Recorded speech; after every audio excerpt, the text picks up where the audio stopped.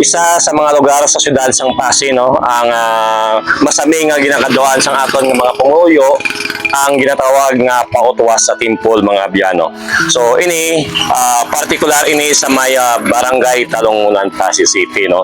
So masami ini ginakaduan sang aton mga panguyo, ilabi na sa mga kabataan, no, dalaga, soltero, no, pati na mga binayaan, no, so wala pili. So aton ini nga kaduan diri ang pautuwas sa Timpol, no, particular diri sa may barangay Talongunan, Pasig City. Nakilala ang pautuwas sa Timpol, mga biyano, sa ginatawag nga kalanaan, no? Ang kalanaan nga masami nga ginapautuwasan sang kadamaan. Ikaw bala ginagutom, may balatyagon nga gusto ipautuwas.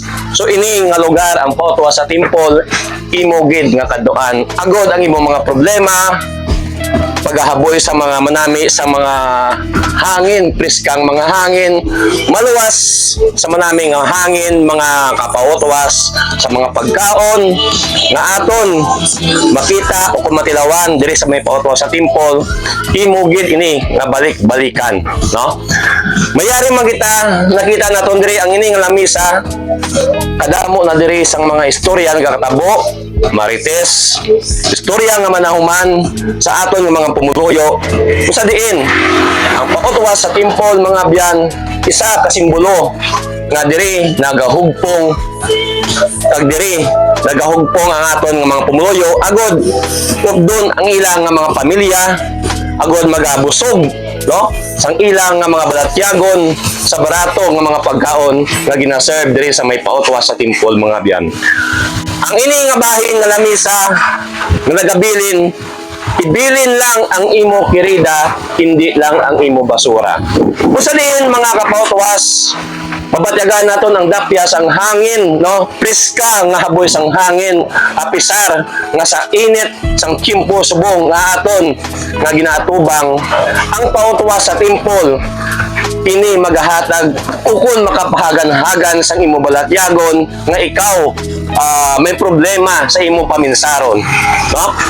So ini nga lamisa, mga biyan, no, mga kapautuwas, saksi ini sa kaburusgon sa mga kadamaan, no?